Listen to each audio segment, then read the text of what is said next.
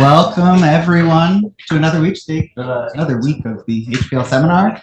I think this is the most people we've ever had in attendance for a seminar during reading week. So it must be Mara who attracted all of you to come. So this is great. Thank you all for attending.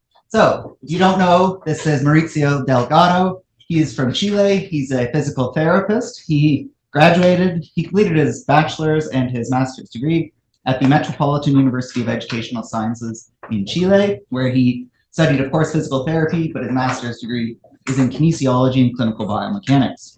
In 2022, so last 2 falls ago, he started his PhD here under the supervision of Walter Herzog, where he's studying obesity and metabolic syndrome using an animal model, which he'll be talking to us today.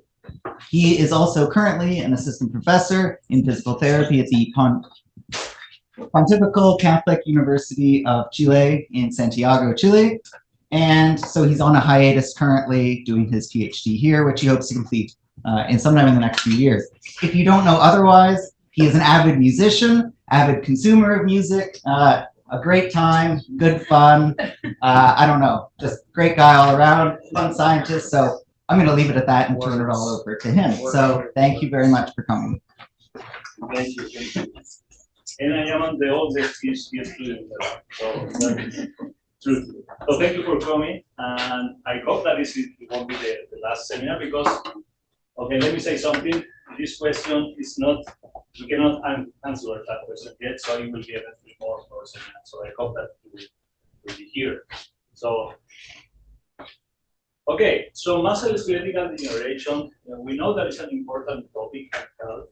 And depends on the aging and different factors, as a disease, and amount of comorbidities that implies that this muscular degeneration takes with time. So injuries and lifestyle can determine how this disease and condition is different in different people, like nutrition and physical activity, of course. And when we talk about musculoskeletal degeneration, one of the most important, and maybe in the health, in world health care, is the osteoarthritis. So one of the definition of osteoarthritis is this progressive degeneration of wear and tear disorder, no? But most important now is the complex pathophysiology that this affection has, affecting multiple joints and joints structures, not just the articular cartilage. And worldwide, it's an immense amount of people that have this condition, and the amount of money that clinical cares spend in the solution to find the solution to this problem is huge too. So, and the most of the disease that we saw in the clinical practice is around the knee and hip joints, that they are the more commonly affected. Me as a physiotherapist, one of the most important maybe aspect about osteoarthritis is how we can improve the functionality of their braces in the future. But there is plenty of stuff that I am learning now with my colleagues here in my group that I will be very happy to share with you about this condition.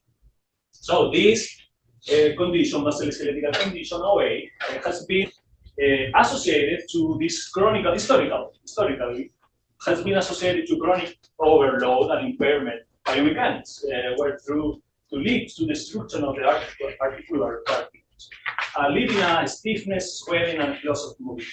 But in the past 20 years, the thing has been changed a little bit in the information with the evidence that we have now. So inflammation and metabolic factors, there is an important connection with the development of this condition that contribute to the progression of the OA. So let me put this topic in the table. Metabolic syndrome, that we call it, is related now with the degeneration of a structure that we thought mainly that it was due to biomechanic conditions. So keep that in mind, please. So in another hand, obesity, or we know that is a global health epidemic of the 21st century, for adults and children as well, has been associated with several comorbidities that include this musculoskeletal disorder. And there is an evidence, of course, that support that the increase of the mass and therefore increase in joint load can degenerate the cartilage in the joints and destroy basically progressively this surface in the cartilage. But we know that obesity is related as well with metabolic syndrome and metabolic changes. So now we are in the situation that we can go at this type of OA that is related with metabolic change like a different phenotype of OA. So we call it the metabolic OA. That is the name that we will use now. So there is a bunch of evidence in human and animal models that the consumption of low in fiber, consumption diet low in fiber and high in fat and sugar increase the rate of obesity and increase the rate of metabolic syndrome as well. So what is the metabolic syndrome? The metabolic syndrome is a clustering of different conditions that are connected together as obesity, of course, hyperglycemia and insulin resistance, dyslipidemia and hypertension, increase of the blood pressure. So that condition itself increases the odds of get a heart attack or brain stroke, cardiovascular disease. That is very connected with the die of millions of patients right now in the world. Previous work of our lab has been studied. A lot of evidence has been to this study that we show Kelsey Conner. I need to mention Kelsey Conner and Jacqueline Rios and so on. Plenty of people of our group and people that is working now as NAG and Canada. They are here too. That's bring this evidence that the metabolic syndrome leads to development of musculoskeletal degeneration in mature rats exposed to high fat, high sucrose diet. So they, Jacqueline Rios and my supervisor, Walter Persson, and all my group, they established this model that produced this metabolic syndrome and eventually OA, metabolic OA, and degeneration in the structure, and even more changes in the gut microbiota and changes in joint and muscle. So I will talk a little bit about this evidence that came from my group and then in my project that hope we can apply. So look at this figure. We have two rats, brown dolly rats, that we can see perfectly how one of them increased their size, But Kelsey saw distinguished that no other rats increases their weights in the same way. So they qualified this new name of obesity resistant rat, that they are very similar to these challenge diet rats that without any increase on the weight on the body fat. But of course, there is a group of rats in the brown dolly population that increase and they are prone to this obesity. So keep that in mind because the obesity and the increase of weight is different in different, of course, animal, human. So now I will show different results from this study that show how these obesity-prone animals, they're very similar, very different to the resistant, that they look similar to the child diet. So in the 30 weeks of diet intervention after 28, to be specifically, so we can see this increase in the weight of the rats. But the interesting thing about this is when we divided and we studied the body fat content, the percentage of increases of body fat, look at how these two groups of rats that were fed with this high fat sucrose diet increased their body fat. So this is an important thing to know. Okay, Jacqueline Rios has been showing and other member of our group has been showing how the metabolic profile changed due to this diet. So the insulin sensitivity changed. So with a decrease of in the high fat sucrose diet, the total cholesterol increase and triglycerides increases as well. So there is a complete change in the lipid profile too. And I know that this table is so huge, but I just keep focusing in that title. We're investigating now the content of inflammatory markers in the synovial fluid for this type of diet obesity intervention, and look at how these values increases, showing us that in the local structure as a synovial fluid in the joints, knee joints, to be more specific, increase almost all the enzymes and cytokines related with inflammation. Okay, so just keep that in mind. So it's increasing that markers in the local way.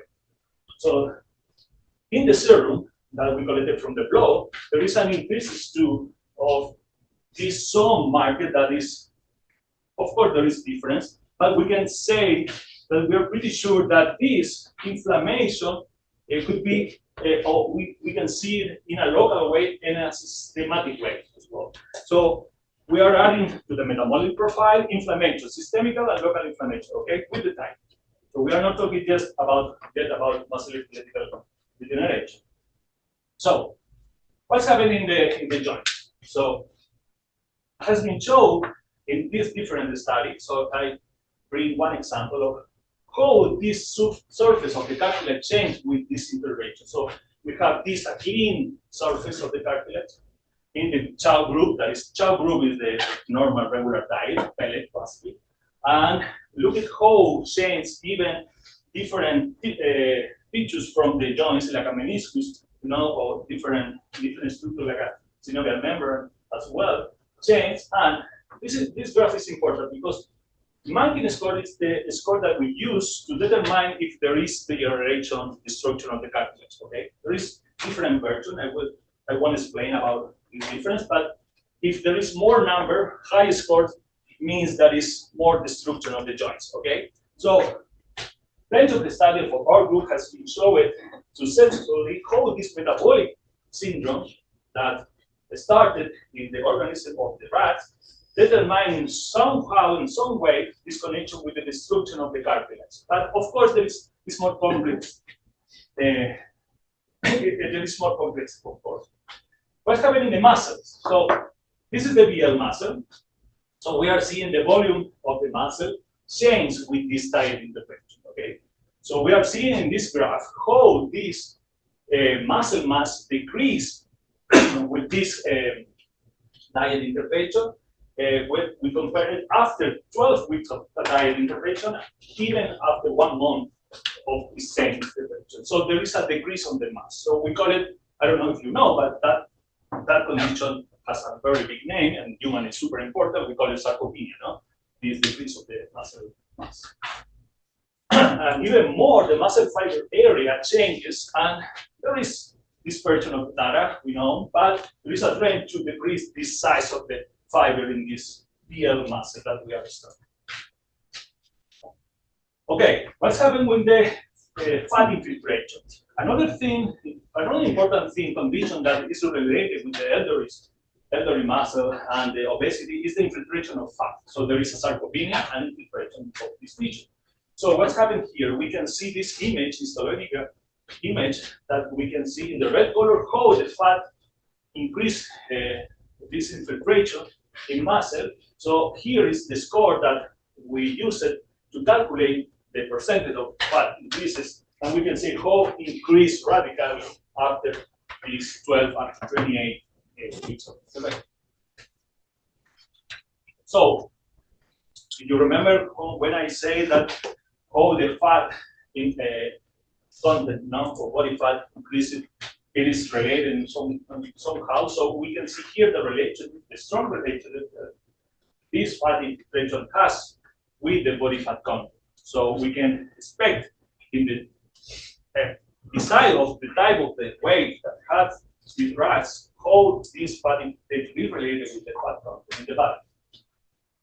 And one of the last things that we study in the group is the fibrosis, muscle fibrosis. So how we define the muscle fibrosis, the increasing of the collagen content in muscle. So we can see here in the same slides how the collagen content is increasing with these groups of diet intervention.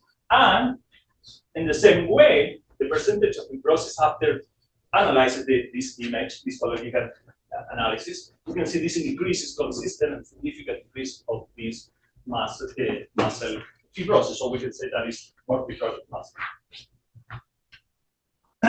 And one of the papers that we published this year, we compare some mechanisms in juvenile rats, how this eventually these changes in fat infiltration and muscle fibrosis can maybe change muscle force and active and passive force in a whole muscle, like a gastrocnemial, medial gastrocnemial, that is a mixed type fiber muscle. So we found that in this study that this whole muscle increase as well in muscle fibrosis and decrease in the relative force when we compare with the percentage of body weight, of course. So there is changes in the active and passive force when we stimulated this muscle in a laboratory setup. No, we can see in this image how this active curve changes and switch a little bit to the left. Now the graph increasing this long force length relationship, and the passive focus increase in this group of rats. That we think that is related. Maybe there is a relation with this fibrotic muscle that is increased in collective content. Okay. And I want to bring this preliminary result from Anna, is back in the row. So one of the things that she found is the muscle infiltration, the fat infiltration in muscle is different and depends on the type of the muscle, because remember that it's different type of fibers in different muscles. So we can say that the BL muscle is most representative to type 2 type of fibers, and soleus is almost most of them type 1 aerobic metabolic muscle. So we can see how the difference in the fat infiltration is these two muscles, and even more we're comparing with female rats, because most of the study that we did used male sperm donor rat. Okay, so there is difference, of course, between sex that now we are pretty sure to confirm that there is a difference there, and even more in muscle as well. So it's not too straightforward, that connection, but keep it in mind that related with these changes that we are summarizing in this slide. So changes in skeletal muscle metabolism, so how decrease of the muscle mass, increase of fat infiltration, muscle fat infiltration, increase in muscle fibrosis, and as well changes in muscle force, pro-inflammatory macrophages, and alteration of hypertrophy. Of course, there is more evidence that came from other groups that complement our evidence, and they are very, very aligned with these findings. Okay, I love this figure because Kelsey did a very good job to summarize everything, all this amazing job that she did with all the group. And we can say now what the Western food, the modern Western food with high fat, high sugar diet, changed mainly two things. One of the most important is the gut microbiota that changes the permeability, intestinal permeability, and increases this translocation of the lipopolysaccharide. So that determines this change in this permeabilization, and even more, this increase on fat content add a certain amount of stress, metabolic stress to the fat tissue, because the fat needs to metabolize this increases content of fat in the body, but eventually increase to the fat cannot handle the amount of fat in the body, So that produces this chronic low-grade inflammation in the fat content that produce eventually a liberation of plenty of cytokines that produce inflammation in the body systematically, systemic inflammation and local inflammation that eventually produce, of course, these muscle changes and joint changes in tolerance. So I think there is very, very good arguments to believe in this connection. So now I want to bring all this information to my project. Okay, so that was the introduction, basically. Okay, we study BL and soleus muscle to compare the difference between the metabolic in muscle. But we only see that the degeneration or these changes was attributed to this type of muscle, type 2 fibers muscle, as the vascularized. So we didn't see any change or few changes in soleus as a type 1 fiber. So we thought, I want to be honest, Walter thought, of course, that maybe there is a critical role in metabolism that is playing an important connection with this change that eventually this changes. So maybe, and they ask, it's very simple, the question is very simple. Maybe this aerobic capacity in this muscle, there is some of protection, about this metabolic aerobic capacity of this muscle. So in parallel, we know that people has been studying this aerobic capacity, but we call it intrinsic high capacity, aerobic capacity in a different type of rats. So that's bring us the idea. So why we cannot evaluate, or maybe we can evaluate dependent of the inherent ability to be high capacity, aerobic capacity, and evaluate if there is a model there we can explore and justify, if not connect with this metabolic change. So the idea was aerobic capacity may not only protect against metabolic disease, but may also protect musculoskeletal tissues from degenerative changes in the presence of obesity. So what is aerobic capacity? I think, okay, I need to bracket, I need to do some disclaimer. I am not an exercise physiologist. I am not a genetic guide too. And I am more a physiotherapist, of course. But with this perspective, there will be a lot of information that is related to these two topics. So bear with me, and I will need a lot of help to understand this result eventually. So, okay. The aerobic capacity of an organism is like a polygenic minority. I know that is very simple to understand. It's multifactorial and is influenced to varying degrees of environmental factors. So, and the neural performance, of course, is multifactorial, multiple genetic, and environmental factors as well. So the question is, because when I was reviewing the literature, I was studying, okay, one of the first study from Chrysaorus that he did a couple of studies with twins to see if there is some genes that determine your aerobic capacity.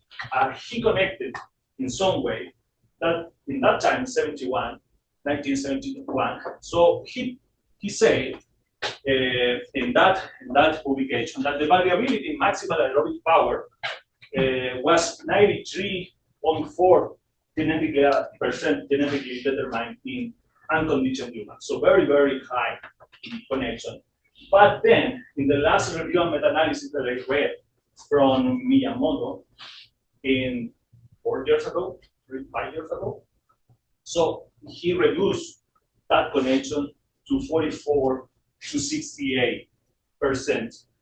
So I think that number makes more sense to me, because if we think about how create models to achieve this aerobic capacity, of course, we have two possibilities. No, we have, okay, aerobic exercise training. In humans and animals, we are doing that right now. There is plenty of people here that they are doing that. So, but we know that it's very multifactorial, and the exercise type can be different with different results as well. So the question is how we can achieve this highly inherent, intrinsic aerobic capacity in one population. So there is the chance to work with selective breeding. And I am not talking about selective breeding in humans, of course. There is a chance that the best of the best marathon athletes make a family with the best of the best in humans. Maybe there's a little chance because you are training together. Okay, let's suppose. But maybe it's highly improbable that their kids get married with or make a family with high levels, and then so on, keep it in generation after generation, you know? So I think it's hard, but of course, there is a group in University of Toledo, which is Dr. Aerobic, that is our collaborator, my supervisor, Dr. Herzog. So she developed, in 1996, she developed a group of rats. She tried a pilot student to see if this rat, even with inbreed breeding, because we have two types of breeding, inbreed and outbreed, you know.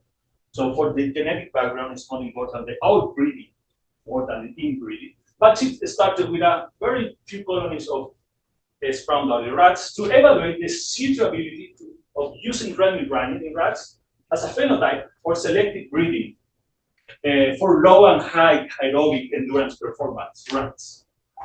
So she starts a set of experiments, she evaluates a group of rats, and she created an endurance test. She basically was using the popular test in those days. So So she trained the rats to run until exhausted. So, and then the total distance was used to, as an estimate of endurance performance, just the total distance in this test, okay? In this test like this. So then she did matching the best females, 2 females, with the best 2 males, right? And the worst 2 male rats with the worst female male rats as well. So then she started this selective breeding. So eventually she was testing again this colony, these 2 colonies that she did create with this selection. And after at 12 weeks of age, this offspring is tested for endurance again. Okay, this is important. There is no training here. Just this test to see what is the best and what is the worst. Okay, there is no training at all. So they repeated the same for 3 generations. So we have here this idea of, okay, let's pair the best of the best with the worst of the worst. It's like, okay, Cody with Codys and Maurus with Maurus. The best of the best with the worst of the worst in the world. And at the end of the day, we have these high capacity runner rats and the lower capacity runner rats. So look at, after 3 generations of selective breeding, inbreeding rats, just inbreeding, sister with sister, brother with brother, because he was a pilot, he student to explore that result. So by generation 3, the difference between distance between rats in these 2 groups, in this it was almost 70%, almost twice the distance that they difference. Of course, they started this big, large scale study, and they bring this new group of rats that looks like this. They are not my rats, but they came from the internet. That this group of the National Institute of Health in the state did create in the 70s, I think. This create this new type of heterogenical, very distinguished group of rats, very different. They came from 7 different types of rats. So they breed them. So they increase this genetical heterogeneity with that matching. And Dr. Cole and colleagues, they started this large-scale selective breeding program to develop this group of rats, selected rats, but now taking care about this inbreeding and outbreeding. So they basically match the best of the best with the same best, but then they choose the 13 lowest and 13 highest rats to create this founder population, and then they selected couples that they are not siblings, so they connected 13 randomly to start to create this generation. Because remember that the inbreeding decrease the genetic variability and can increase the odds of disease. So look at after 6 generations, that difference. 171% of difference, almost 2 times. And then 11 generations. In distance, almost 400%. After 28 generations, 8 times the difference. Females, even more. Okay?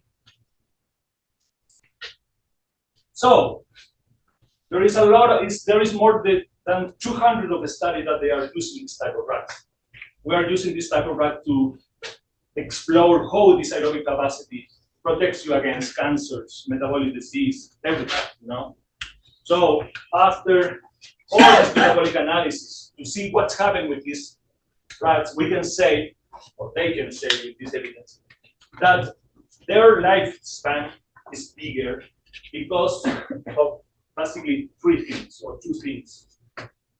There has an increase of mitochondrial function, so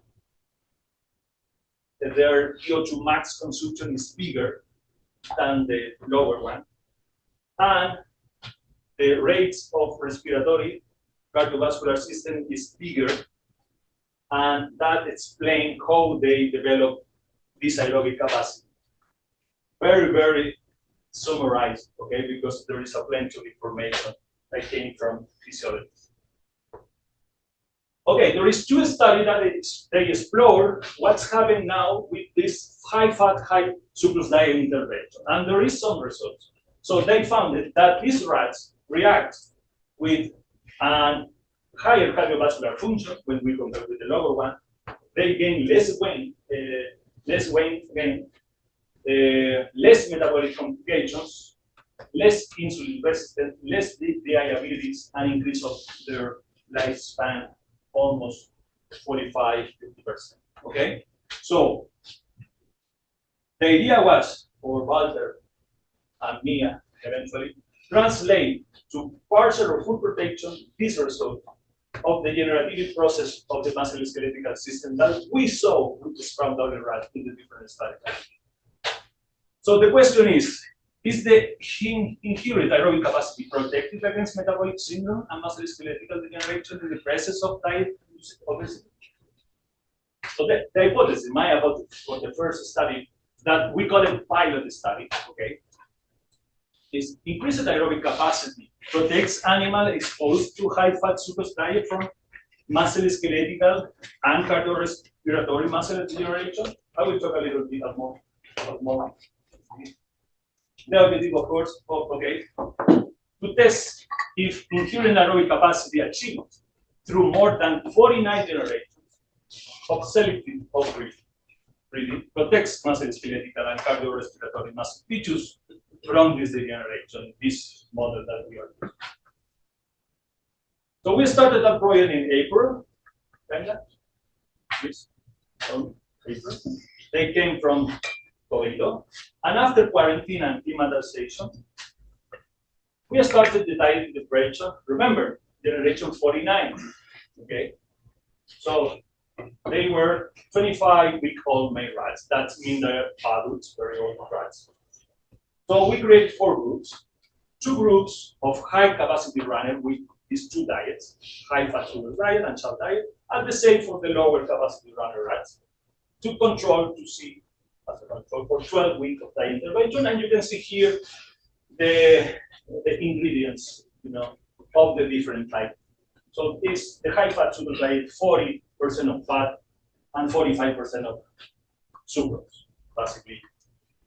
The thing that we love, that is everyone. Yes. So my question for you guys. So if I show it to you the difference after 6, 11, and 28. Please, someone guess how much is the difference after 49 generations?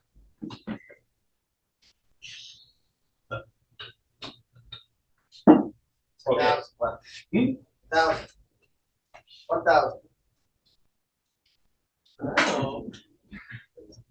So these are all rats. Where are rats? They are there. Suddenly. We killers as a group. Okay, a huge difference, So we did, during these time points, we collected a lot of data, and we were traveling all days to bioscience with Dart is part of my study. So we did all a glucose tolerance test in these 3 time points: blood collection, DEXA scan, feces collection, food intake, body mass structure.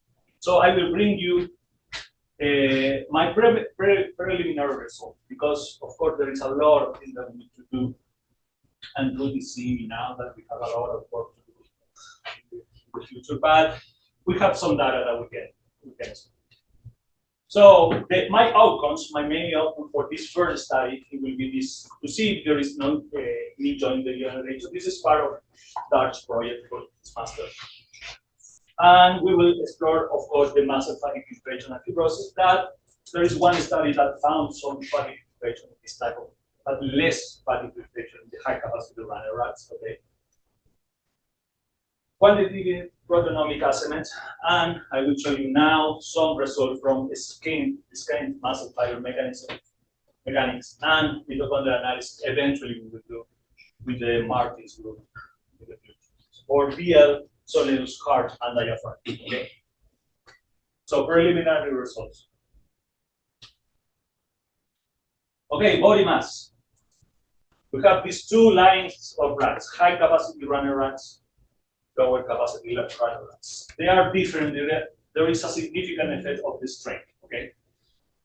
And there is a trend, there is no significant, sadly, but we can see that is probably there is something that is producing this diet, and the model is working. We can see that there is a higher mass, but without significant difference, okay, in both groups. But this is interesting, the body fat content. Look at how this diet is working, and we can see how in these two groups is increasing the body fat content, okay? So that is a good news for us, not for the rat, but for us, of course, because we are seeing the same result that these two studies and all the studies that we did before is showing this type of thing. Okay. What's happening with the food intake when we relate or normalize with the percentage of body weight? So there is significant difference in these 2 points. That means that the high capacity runner rats with show diet, they are eating more food when you compare with your body weight, of course. When we compare with these 3 different groups. So that is interesting. We can argue that, okay, they are high. Okay, I can explain you how this rat looks. So the lower capacity runner rat is a big rat, okay, and it's very lazy and it's very friendly and looks like a pet. It's lovely. But the high capacity runner rats, oh my God, they run, they try to escape, they yell, they cry, and basically they have this inherent necessity to run and move. But we are talking about a tiny cage that constrains, this ability. So eventually we can argue that they are losing this. We don't know, but maybe eventually they are losing this ability. But look at how this different in food intake show us how these rats, they are increasing the amount of food that they are eating, maybe as a necessity because their metabolism is higher than the other ones. Okay, but I need to do more analysis that compare the calories that they are consuming at the end of the day. Okay, so there is more information that we bring to become. So what happened with the heart and diaphragm?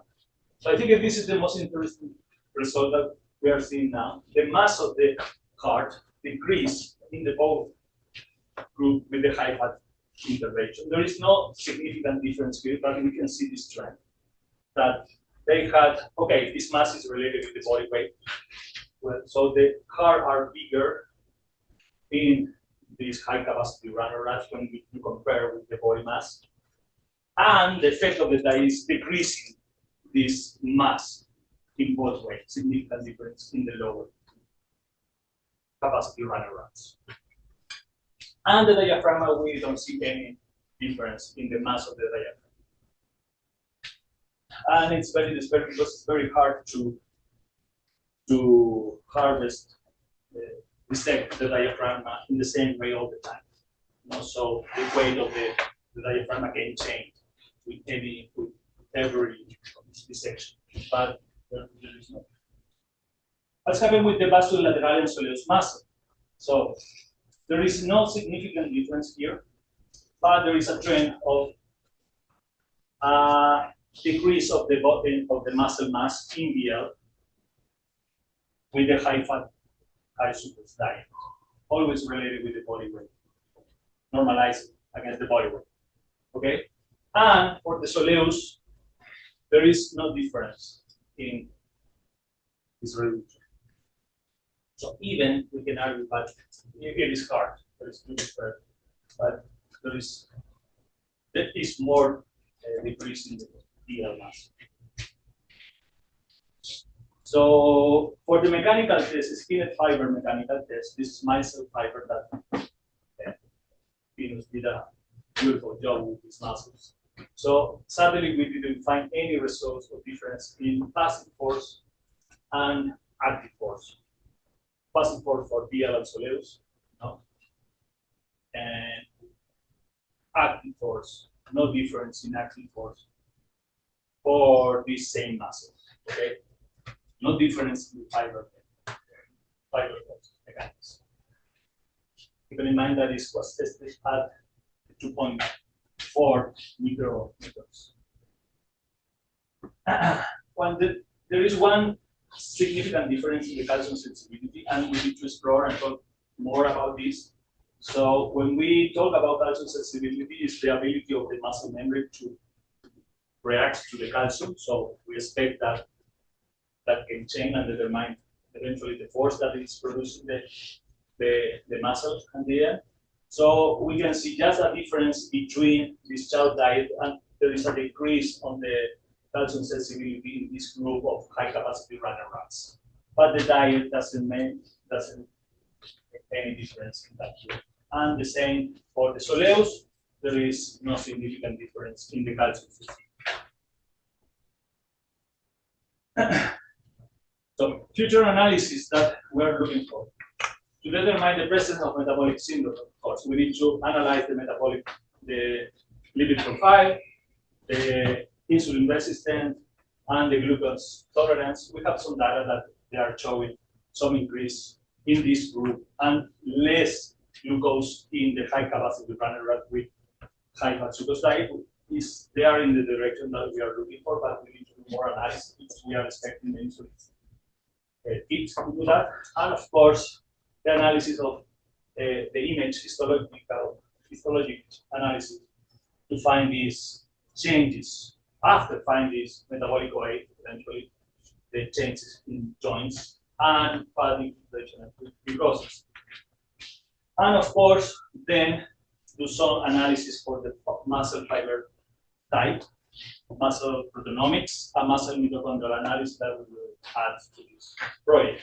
And for the second part of this study, start to work in cardiac diaphragm more deeply. What are my future questions? So can we establish this new model? High capacity runners won't show musculoskeletal damage. We'll see. We don't know. So can we train low capacity runners to achieve similar protection to high capacity runner? We'll see. That is. And humans, of course, we'll see. I want to thank all my group, all my supervisors, my committee members, my friends here. Thank you.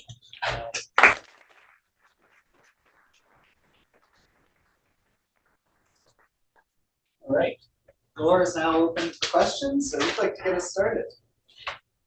All right, Steph. So one question I had about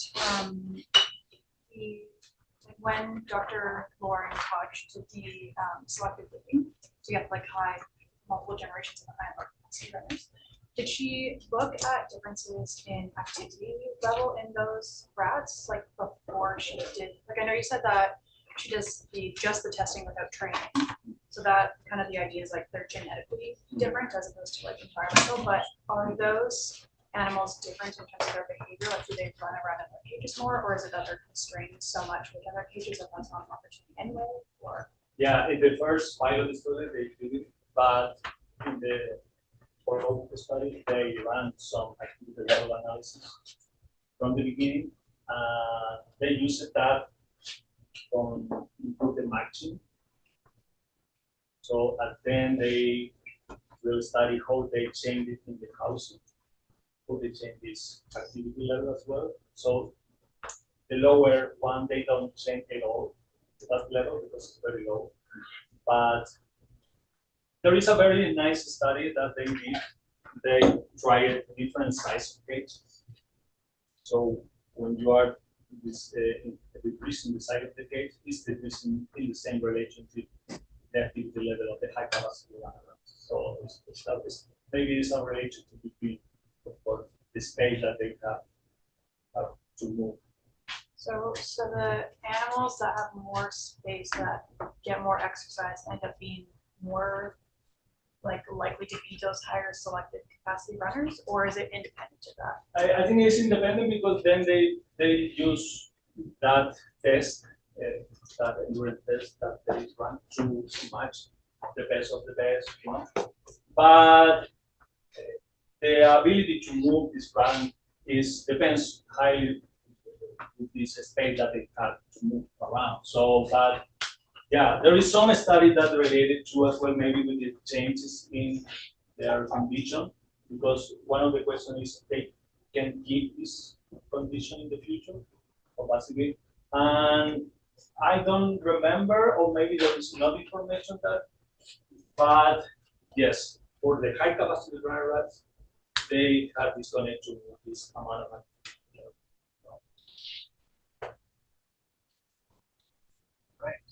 Does anyone else have another question?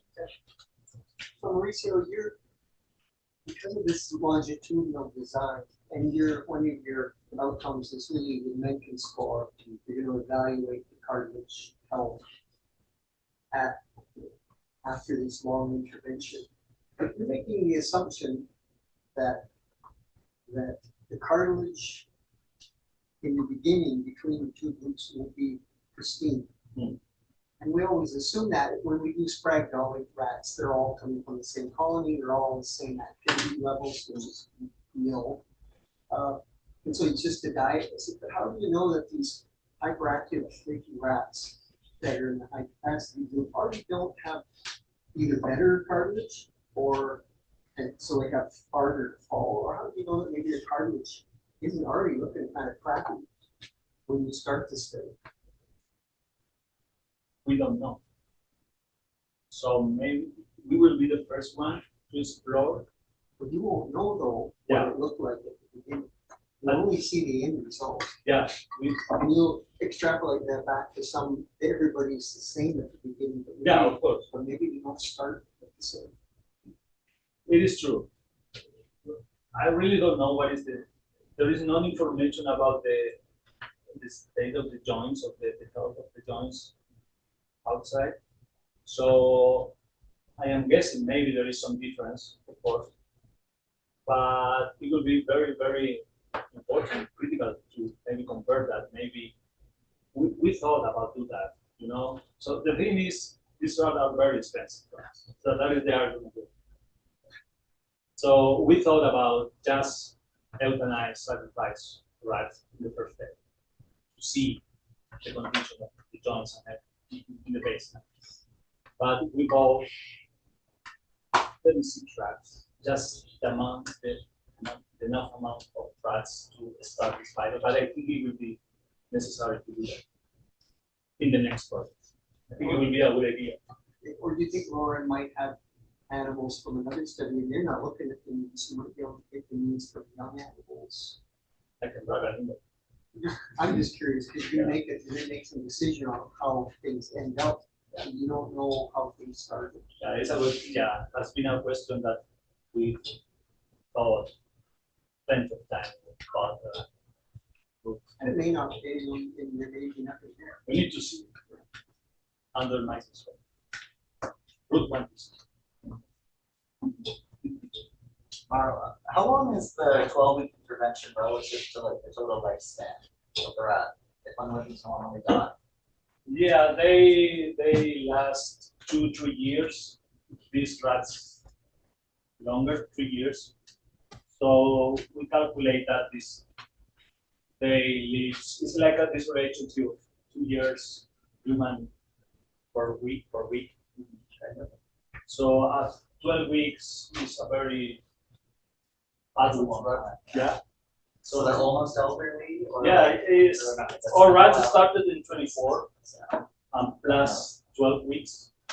How much? 36, 36. 7 years. Come on, Jesus. 25. Huh? Yeah, so they are very old. Do you think that's going to change things? Of course, Or- there is a impact of the age. Yeah. And there is an impact of the strain of the rat as well, because it's different. It's from down. So we are guessing. We don't know. So, but with the last study that I read that is related with high fat diet, it was a very similar result in fat infiltration in muscle.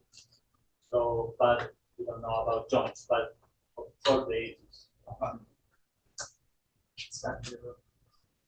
Follow up Tim's kind of question.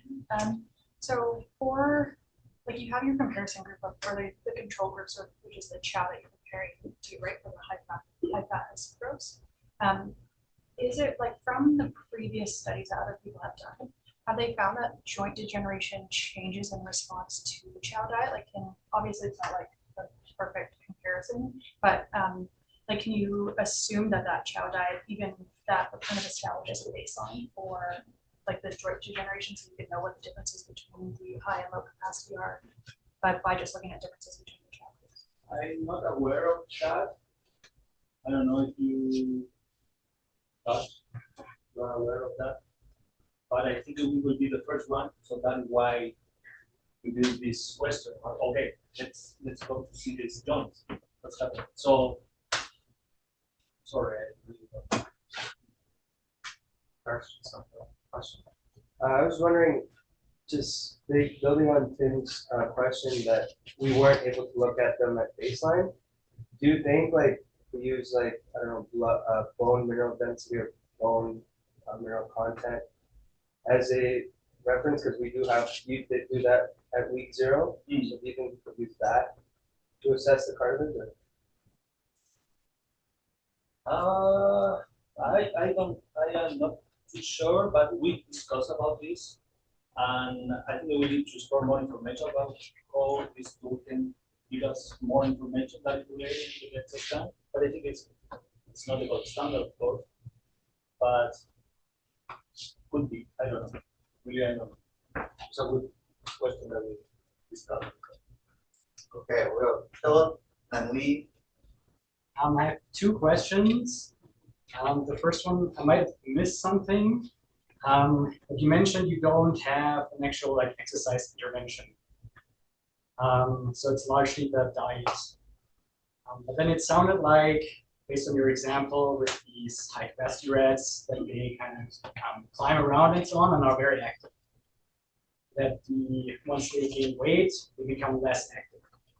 So now how much of the potential findings are related to really just like the diet component versus also the induced inactivity?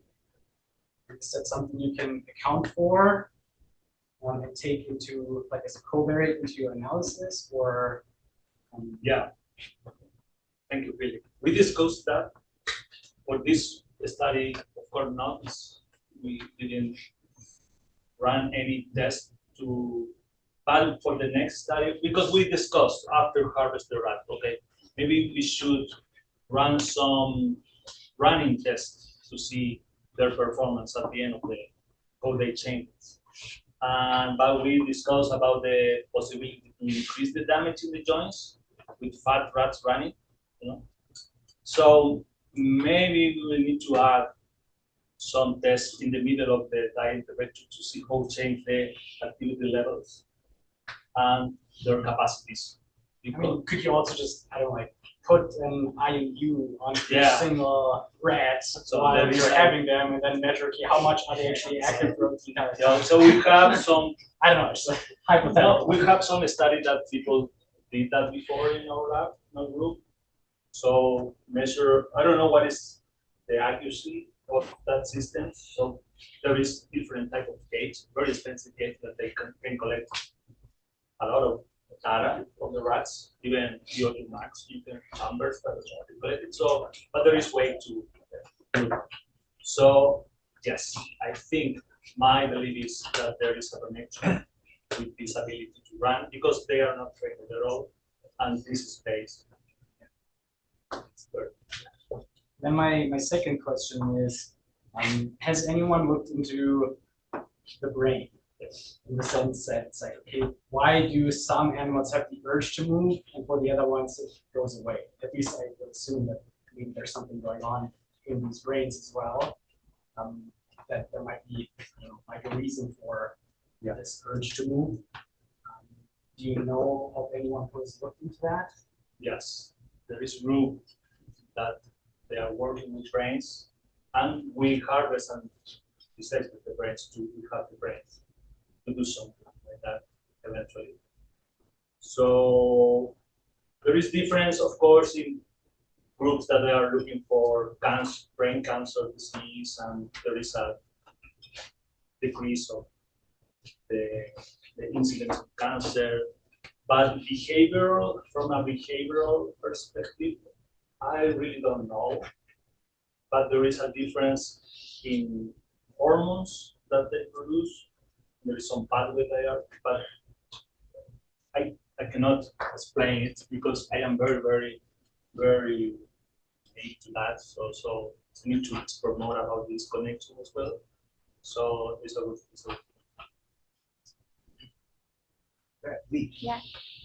Thanks for your presentation, Mauricio. I have a question about measuring muscle force in rats, because I don't study animals.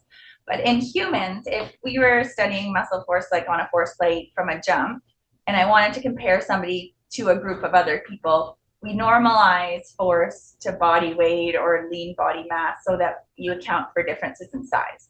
Presumably, there are differences in sizes of your rats between the high capacity and low capacity groups and between the chow groups. So is that something that you also do? Is some way to normalize for differences in body size? Yes, we actually did that in all these muscle levels. We normalize from this transverse sectional area, the muscle, that is a whole muscle, of the diameter of the fiber, when we are doing a muscle fiber test. So there is normalization in everything. That's for every single muscle. Okay, thank you. Thank you. Thank you so much for your presentation. So I have a question again related to the muscle force, the active force production of the muscle. So when you were like testing this force production, which part of the muscle or muscle tissue were you using? Was it like the whole muscle bundle or just the tissue? It was after this skin process. So it took 2 weeks to do all the skin processes. So then Venus was in charge, was collecting just a couple of fibers, isolated from the fat. Yeah, And- from and the the muscles, collagen and from the middle belly of the muscle that we will be.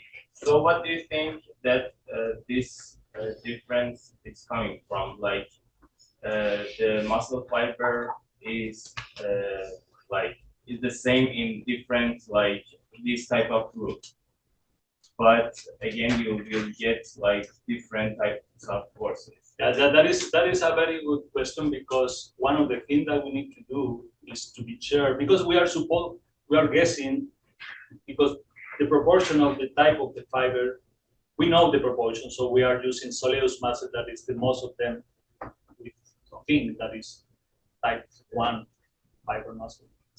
And in the BL is mainly type, but then there is some tests that we run to see if there is the muscle that we took. They are already different to see the content of the metabolic of these fibers, the myosin acting components. So we run with the same muscle that after this test we started, and then we need to run this analysis to see if we are taking the proper muscle at the end of the day.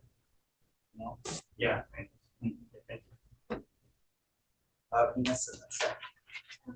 Let's come back to Lee's question about the size of the muscle. Because I remember on your slide, you like showed the force in Newton.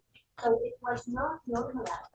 But I think this is the force-like relationship that you wanted to show the shift, not actually the amount of force. In the In previous the paper? Superman, yes. Okay. The Superman study. I think you have force in Newton, not in Lucas. Yeah, so this is the passive, and then the slide before is Yeah, the that could be. active. And yeah, they're not normalized. Yeah, we have both. And when we normalize, because we have this data, there is almost no difference, less difference. We have both, and we put it both in the paper. So, but it is true. This is the Newton. So when you normalize, do you still see? the There is different, yeah, There's still a there is still difference, but less different than here, but this is still difference from a statistical point. So why do you say there's a Because in the relative muscles, because the size of the muscle are different when you relate it with the size of the body as well.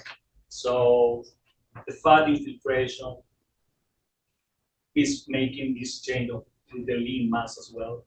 So there is a different in proportion that is producing that difference, I think. So that is related with that infiltration. So there's more fat, More like fat and the less lean. area of the muscle is more fat and Yeah, more exactly. collagen instead of. True. So just to agree on kind of with that line of questioning. So this is in situ experiments, whole muscle, or this one? The whole gas, yeah. Yeah. So is that what you would expect, that the maximum isometric force didn't really change? Like there was a shift in optimal length, but would you not expect that if there's an increase in the amount of fat and fibrotic tissue, that would scale down that maximum isometric force? Good question. Good question. Well, yeah, we thought that is maybe we have the data to explore, for instance, maybe the number of some sarcomeres, how they are changing in proportion to the stereo. But yeah, it could be related with that mechanics, intrinsic mechanics in the muscle that change that relationship. But we need to explore more about this data. So because there is a big history behind it. In the high capacity runners, do you think that the muscles are larger in size? No. So you think that they would have the same size but a higher proportion of active like fibers in the tract tissue? Yeah, they are very tiny rats. So very, very tiny rats, sleep rats. So when you compare the absolute mass, it's less amount of mass. But in proportion to the force. And so then for your passive force, like that was on the next slide. So there's differences there, you think, because of that, like increase in fibrotic tissue potentially, that's making it stiffer for the high fat by sucrose? Yes, because that was one of the findings that we explained that in the paper, and that was the main explanation that related with that difference.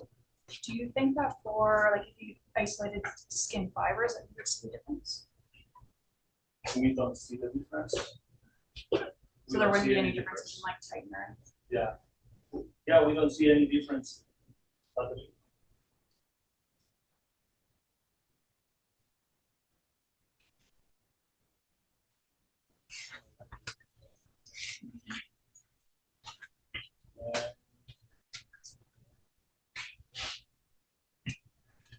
Now it's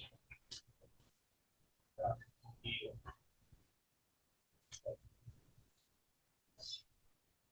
At least in the episode, we will start to do this analysis eventually for more muscles, heart, diaphragm.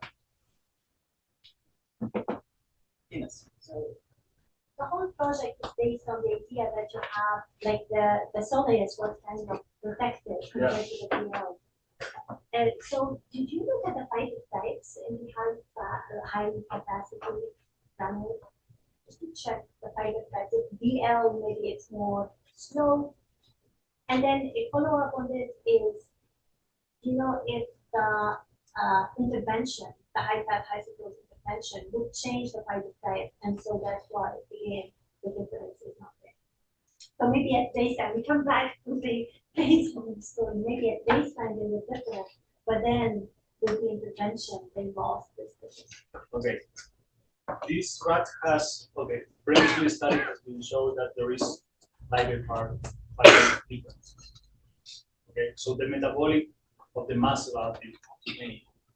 Specifically in DL, I didn't see any because they were using other muscles to with the extensor diffuse longus. Other ones, not specifically in DL.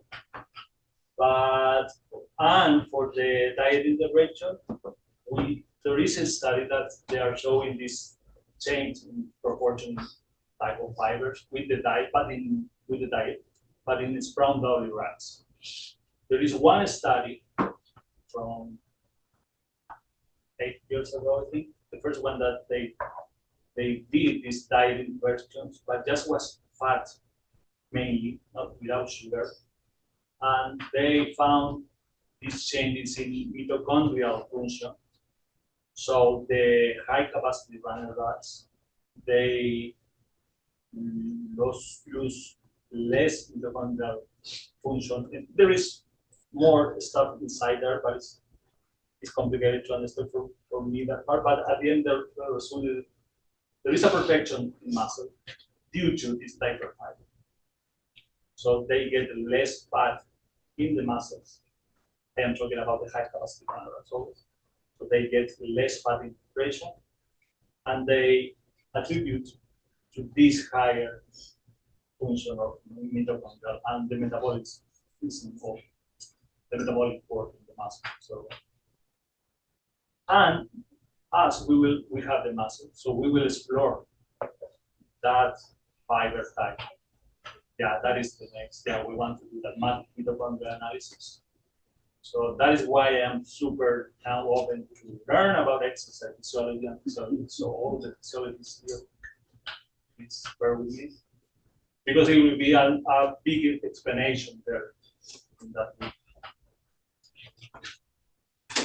Okay. Do we have any final questions for Maurizio? Okay, if not, let's thank our speaker again.